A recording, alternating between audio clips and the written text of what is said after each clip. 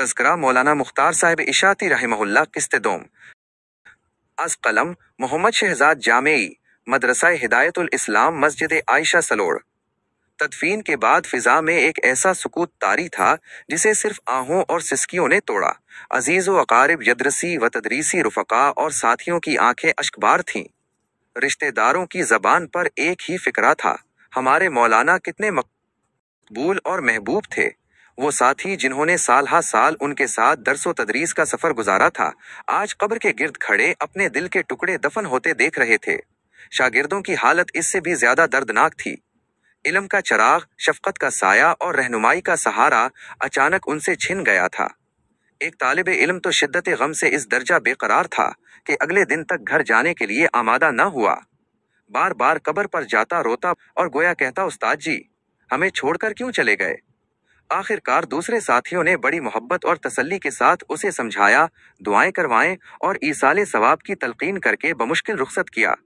پہلے دن حضرت مولانا نعیم صاحب قاسمی نقشبندی دامت برکاتہم، ناظم مدرسہ منہاج العلوم رنجنی و خلیفہ محبوب العلماء الصلحاء حضرت اقدس مولانا پیر ذوالفقار صاحب نقشبندی مجددی دامت برکاتہم نے پسماندگان کو صبر کی تلقین کی۔ آپ خود بھی تعزیت کے مستحق ہیں، چونکہ مولانا مرحوم آپ کے بھتیجے ہوتے ہیں۔ پھر مفتی عبدالرحیم صاحب جامعہ ابو ہریرہ بدنہ پور نے متعلقین کو صبر کی تلقین فرمائی۔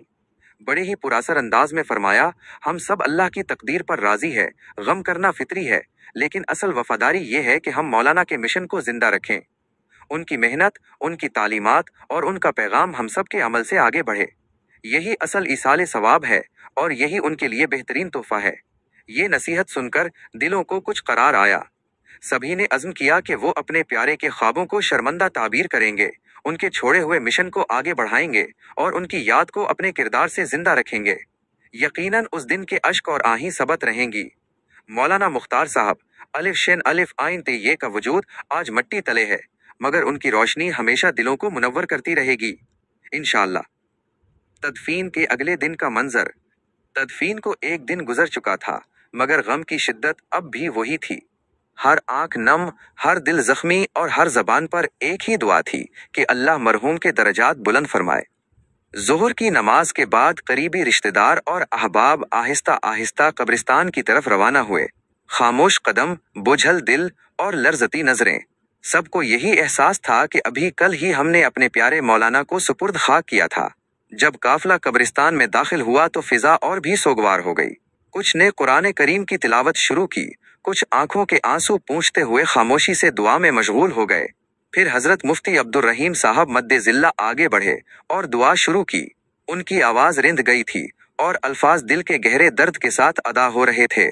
یا اللہ، ہم آپ کی تقدیر پر راضی ہے، ہمیں صبر عطا فرما۔ یا کریم آقا یا مولانا کی مغفرت فرما، ان کی قبر کو جنت کا باغ بنا، ان کی خدمات دین کو قبول فرما، ان کے پسماندگان خصوصاً ان کے معصوم بچوں کی حفاظت فرما۔ یہ الفاظ سنتے ہی حاضرین کی سسکیاں بلند ہو گئیں، ہر چہرہ اشکبار تھا۔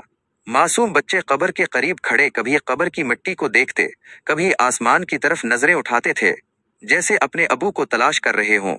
وہ منظر اتنا دردناک اور اثر انگیز تھا کہ وہاں موجود کوئی شخص بھی اپنی آنکھوں کے آنسو روک نہ سکا۔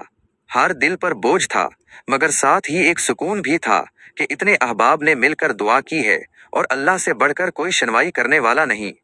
دعا کے بعد سب ایک دوسرے کو تسلی دیتے، مگر سب جانتے تھے کہ یہ خلا کوئی پر کرنے والا نہیں۔ جاتے جاتے ہر شخص نے قبر پر ایک بار پھر فاتحہ پڑھی اور نم آنکھوں سے رخصت ہوئے۔ اللہ سبحانہ و تعالیٰ قبول فرمائے، آمین یا رب العالمین۔ محمودیہ چینل پر دینی، اصلاحی اور روحانی ویڈیوز دیکھیں۔ ابھی سبسکرائب کریں اور خیر کی بات عام کریں۔ محمودیہ چینل علم و عمل کی صدا۔